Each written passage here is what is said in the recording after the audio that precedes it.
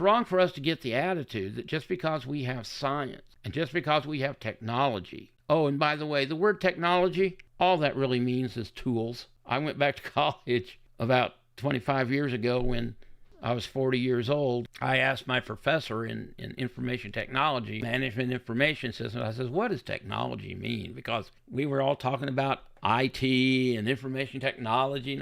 And I'm sitting there and I never actually looked the word up, so I didn't know what it actually meant. And I said, what does technology mean? And I was totally flabbergasted. He gave me the answer. Technology just simply means tools. That's all technology is. If you're a farmer and you're out and got a mule and you've got a plow hitched up to the mule and you're going down the rows with a metal blade that digs into the earth and opens up the furrows, because when it comes down to brass tacks and it comes down to what it takes to stay alive and what it takes to maintain life, we got to all do the very same thing today that they did 4,000 years ago. We got to find food, we got to find water, we got to find clothing, we got to have a place to sleep, we have to have heat when it's too cold, and if possible, a way to cool down when it's too hot. And that is true for every generation. Those goat herders needed it back then, and we need it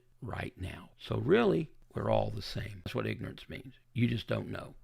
You just lack knowledge because you haven't taken the time or effort to study or to research. But ignorant people think the only reason these books were written was because, well, these people were pre-scientific and they didn't understand how the universe worked. How am I going to get through this? And those are the kind of things that they wrote about in these books. So it wasn't all just, oh, well, they didn't know how this worked and how that worked and how the other thing worked, and so they invented gods to help them. That's a bunch of poppycock. They didn't care about that. They cared about finding food so they could eat another meal and finding something to drink so they didn't dehydrate. Even the unbelievers will stand before God in judgment.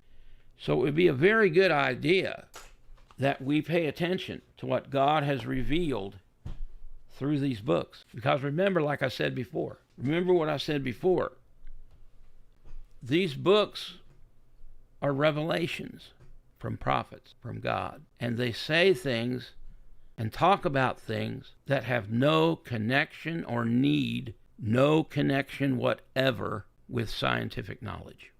Scientific knowledge is just a methodology. It's just a matter of doing things a certain way to try to find out more accurate information. That's all science is. Science is not the source of truth.